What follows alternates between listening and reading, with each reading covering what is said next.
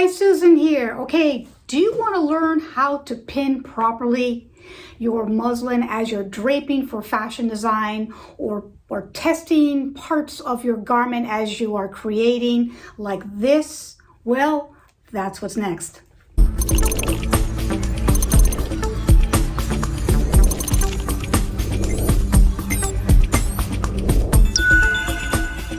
Okay, the basics of pinning for fashion design and sewing and draping, and you want to be able to do it the right way. And there is a right and wrong way.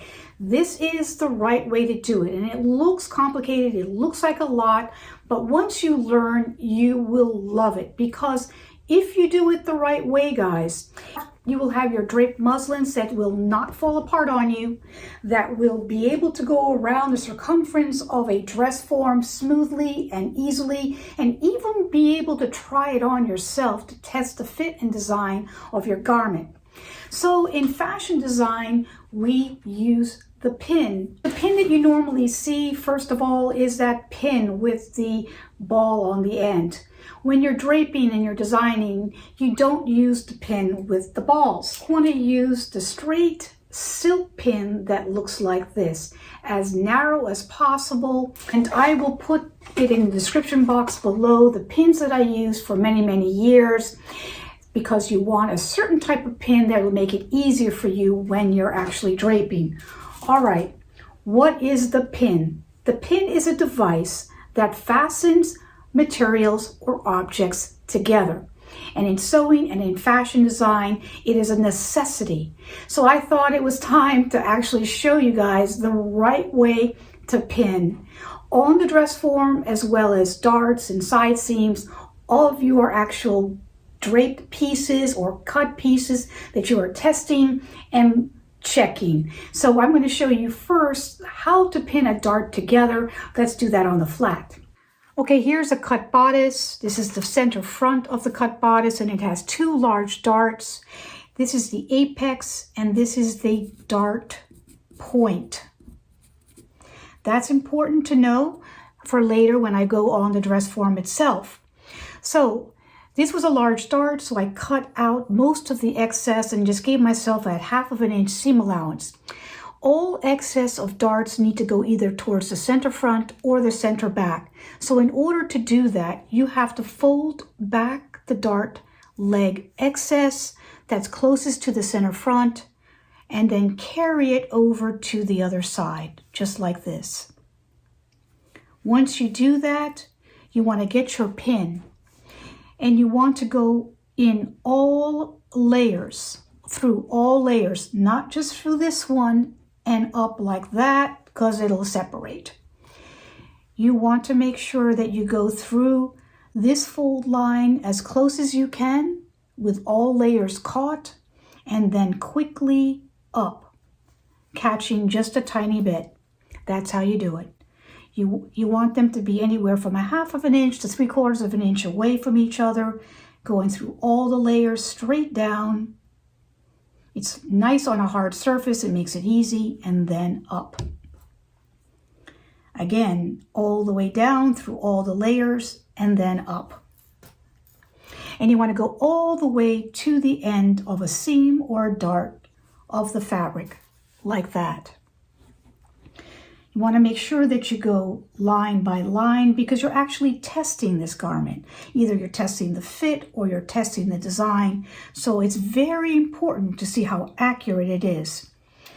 I'm going to just take those dart legs together and go all the way up to the dart point, spacing them as well as I can, either by eye, or if you want to measure, that's fine. I'm going to go all the way up to the dart point. So I'm going to push that in, the excess in, and go up like that. Again, excess all the way up. You want to pull and get just the lines itself. You don't want to take anything but the lines, because you will not be able to get an accurate fit. There's the last one. And there is your dart pinned. This is the apex. You never pin all the way to the apex. And because you're just taking a pinch of the fabric, as you can see, it allows it to curve. It allows it to be flexible, and it is very, very strong. All right, so I'm going to pin the other dart, and then I'm going to show you how to do a side seam, and then we're going to get on the dress form. So yes, you've seen people pin it this way or down. That is not the professional way of doing it, and yes, you do see that out there.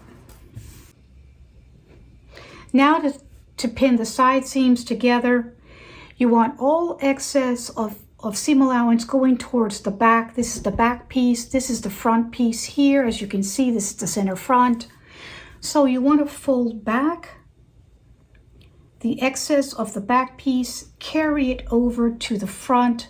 You want to also make sure that they line up properly. If they don't, this is the time to check it and to fix that. And then you want to do the same process, which is catching all layers and then going up. All right, catching all layers, folding the seam line with the seam line, because you want to have an accurate fit and you want to be able to test your garment, and you want to stab all layers and then quickly go up, just grabbing a pinch. This will give you the opportunity to make any corrections to make sure that lines meet together or waist lines meet together, and that's also part of testing your fit. I'm going to finish the other side. I'm going to get on the dress form. So the proper way to pin your center back seams together so that you can test a fit either on the dress form or yourself is to take and look at the line on one side as well as the other side. Stab your pin through one side, catching the other side, and then down like that. Catching the seam line on one side, checking it on the other side, and then sliding your pin down so that you can have your pins going down, not touching your hands as you rub down. So now that you have the whole bodice pinned together properly all the way around, you can then take your skirt or other pieces that you're designing with this and continue the process by pinning at the waist. You can then on the flat do it. You don't really want to pin on your dress form. If you're deciding you have to pin on your dress form, just a quick check, you can put it in like this.